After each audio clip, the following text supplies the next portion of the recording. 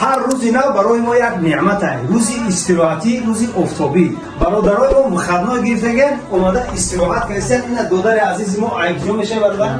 ای خود به دنگره. این بعضی میگن که بیا اکا عبدو پیش مو بیا حجومه بگی میرم بجرم دی ما سخن شما را نمیشنم. لیکن وقتی اومدی رو دایجا دای تنبوری رو چگی شیشتین تن جاتون راحت میکنه. حلی میشود و اومده انشالله این برادر رو خوب میکنه انشالله حجومه میگیرن بدن راحت میکنه. الحمدلله اومده استراحت کردن.